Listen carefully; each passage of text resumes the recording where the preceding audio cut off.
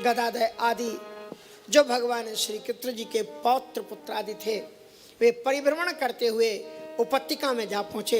एक विशाल कूप था, उस कूप में जब उनकी कंदुक चली गई तो उन्होंने जरा उसमें झांक करके देखा तो पाया एक विशाल गिरगिट है। गिरगिट की एक विशेषता है, जैसे आप लोग किसी किसी कहते होते तुम तो गिरगिट की तरह रंग बदलते हो। गिरगिट रंग बदलता है, जो सुबह कुछ बात और कहे, शाम को कुछ बात और कहे, कल कुछ और बात कहे, उसको कहते तुम तो गिरगिट की प्रवृत्ति वाले हो। इसलिए उस गिरगिट को देखा जो पल प्रतिपल में रंग बदल रहा था। ऐसा उन्होंने इतना गिरगिट तो देखा था, लेकिन इतना विशाल काय दैदीप्यमान चमकता हुआ गिरगिट उन्होंने नहीं देखा था। भगवान श्री कृष्ण तक ये संदेशा पहुंचा। नंदनंदन मधुसूदन द्वारकाधीश भगवान श्री कृष्ण जन्म जी स्वतः वहां पर पधारे और वहां पर पधार करके उन्होंने अपना आजानुबाहु भुजा को जो ही उन्होंने नीचे को कुएं में डाला। इसलिए इस कथा के संदर्भ में संत लोग कहा करते हैं कि उनका कोई साधक, उनका कोई भक्त कितने भी गहरे पतन के कुएं में गिर जाए, लेकिन दुनिया में इतना गहरा कुआं तो आज तक बना ही नहीं जहां पर करुणानिधि भगवान की आजानु भुजाएं जाकर अपने भक्त का उद्धार न कर दें। ऐसा कुआं तो आज तक संसार में बना ही नहीं। कैसे भी कुआं में उनका भक्त गिर जाए, भगवान उसको उबार लेते हैं। इसलिए महाराज भगवान श्याम सुंदर ने अपना हाथ लगाया और जो ही गिरगिट को निकाल के बाहर किया, उनके हाथ के स्पर्श को पाते ही अत्यंत दिव्य किरीट भूषण आदि से सुशोभित होकर के एक राजा के रूप में वो गिरगिट परिवर्तित हो गया। भगवान श्री कृष्ण जी ने पूछा, महाशय आपका परिचय? यद्यपि भगवान कृष्ण जी तो सर्वांतरयामी है, उनसे क्या छुपा हुआ है? अनोरणीयान महतो महियान। भगवान श्याम सुंदर ने पूछा आपका परिचय, तो उन्होंने कहा मैं त्रेता का राजा नृग हूं। कहा नृग के तो इतिहास के बारे में हम सुनते हैं, वाल्मीकि रामायण में भी उनका चरित्र आता है। तो महाराज आप इतने महान राजा होकर के, भगवान राम के वंश में होकर के भी फिर आप इस गिरगिट योनि में, इसका कारण? तो सुनिए, उन्होंने अपनी कथा बताई, इसको ध्यान से सुनना। वो बोले कि महाराज हाँ, आप जैसा मेरे संदर्भ में कह रहे हैं बिल्कुल ठीक है। शायद वर्षा में कितनी बूंदें गिरती हैं, तो शायद कोई गिन के बता ले कि इस वर्ष वर्षा में कितनी बूंदें गिरी थी। कोई गिन सकता है? It is highly impossible. लेकिन हो सकता है सिर्फ थोड़ा वैज्ञानिक गिन करके बता दे कि इतनी इतनी बूंदें गिरी। लेकिन मैंने ब्राह्मणों के लिए कितनी गायों का दान किया, ये कोई भी माई का लाल गिन करके नहीं बता सकता।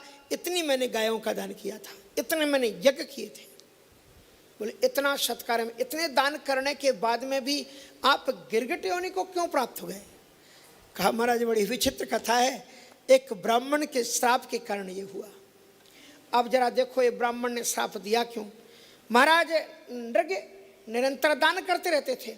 उन्होंने एक गाय एक ब्राह्मण को दान की और वो ब्राह्मण उस गाय को लेकर के अपने घर आ गया और वो अपने रात्रि को सेवा पूजा करके सो गए और गाय को मौका लगा, वो खूंटा उखाड़ करके फिर जा करके राजा नृग के अपनी जगह पर आ गई, अपनी गायों में मिल गई। अब राजा नृग के पास में असंख्य गायें थी, बड़ी सेवा की परंपरा थी, अयोध्या के राजा थे। अब महाराज उन्होंने देखा कि वहाँ पर वो जो ब्राह्मण था जिसकी गाय वापस आ गई थी, वो वापस आ गया कि मैं चलो अपनी गाय को वापस ले आऊँ। और गाय को वो वापस लेने के लिए आए और इधर महाराज एक दूसरे ब्राह्मण गए, तो उन्होंने कहा कि महाराज गाय इनको दान दी जाए। तो जो उनके कर्मचारी लोग थे वो फिर उसी गाय को ले आए, आगे ही खड़ी हुई थी, ला करके उस गाय का उन्होंने दान कर दिया। फिर अब वो ब्राह्मण अपनी गाय वापस लेने आ रहे थे और इधर से एक ब्राह्मण देवता उसी गाय को दान में लेकर के जा रहे थे। वो ब्राह्मण पहचान गया जिसको पहले दान में दी गई थी। कहा महाराज ठहरो, ये तो गाय मेरी है। आपकी कैसी है? मुझे तो अभी राजा ने दान दी। ऐसा कैसे हो सकता है? राजा किसी वस्तु का एक बार ही दान कर सकता है, दानी एक वस्तु का दो बार दान नहीं कर सकता। जब वो मुझे ये गाय ब्राह्मण दान में दे चुके हैं तो तुमको वो कैसे दे सकते हैं? कहा हम इस बात पर बहस नहीं करना चाहते, हम अभी तत्काल महाराज के यहाँ से संकल्प करा के, देखो मेरे हाथ में संकल्प है, उन्होंने संकल्प पूर्वक ये गाय का दान लिया है। कहा चलो राजा के पास। दोनों ब्राह्मण राजा के पास आ गए। राजा नृग को उन्होंने कहा क्या हो, कोट लगाओ। राजा नृग बैठे और दोनों ब्राह्मणों ने अपनी अपनी बात को रखा कि महाराज आप ये गाय आपने मुझे दान में दी थी कि नहीं कल? बोले हूँ। उन्होंने कहा महाराज ये आपने मुझे गाय अभी दान में दी कि नहीं? बोले हूँ। ना कर रहे थे ना वो कर रहे थे। अब सोचते कि अगर इस ब्राह्मण के पक्ष में बोल जाऊं तो ये अभी श्राप दे जाएगा, और इसको मैं पक्ष में बोल जाऊं तो ये देखो, ये जो हमारे पुराणों में, शास्त्रों में, सदग्रंथों में ये जो ऋषि मुनियों की क्रोध की बात है, इसकी बड़ी आलोचना भी लोग करते हैं। बोले महाराज थोड़ी थोड़ी बात पर नाराज होकर के श्राप श्राप श्राप, कोई भी पुराण कोई भी शास्त्र बिना श्राप के पूरे नहीं होता। ये मामला क्या है?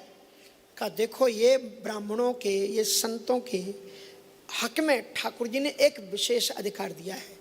यमराज की अदालत जो करती होगी वो करती होगी, भगवान की अदालत जो करती होगी वो करती होगी, लेकिन संतों की, ब्राह्मणों की अदालत एक अलग है। अगर वो निश्चित कर लें कि ये बहुत बड़ा पुण्यात्मा है, अगर ये दान कर रहा है तो दान से स्वर्ग की प्राप्ति होगी, और छीणे पुण्य मृतलोकम विशंति, पुण्य नष्ट हो जाने के बाद में फिर धरती में पैदा होगा, और फिर पुंडपी जन्नम पुंडपी मरणम पुंडपी जन्नी जठरे सैनम, फिर आवागमन के चक्कर में पड़ जाएगा।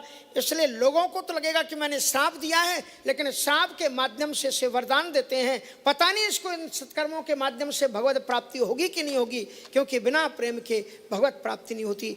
इसलिए हम अनुग्रह करते हैं। लोगों को लगेगा कि हमने श्राप दिया है, लेकिन यही श्राप 60 कट में से सीधे गोविंद से मिला देगा। इसलिए जितने जितने श्राप ऋषि मुनियों ने दिए हैं, उनका परिणाम क्या किया है? गौतम ऋषि अहिल्या की सुनो, अहिल्या कहती है मुनि श्राप जो दीना अतिबल कीन्हा, परम अनुग्रह मैं माना, देखिए उभर लोचन। तो कहने का मतलब ये कि श्राप नहीं होता था, ये श्राप भी सीधे भगवत दर्शन का माध्यम बन जाता था। इसलिए लेकिन एक दूसरी ये प्रेरणा कथा और भी देती है कि जो राजा लोग न्याय करने में विलंब देते हैं, वे दंड के पात्र खुद बन जाते हैं। इसलिए राजा को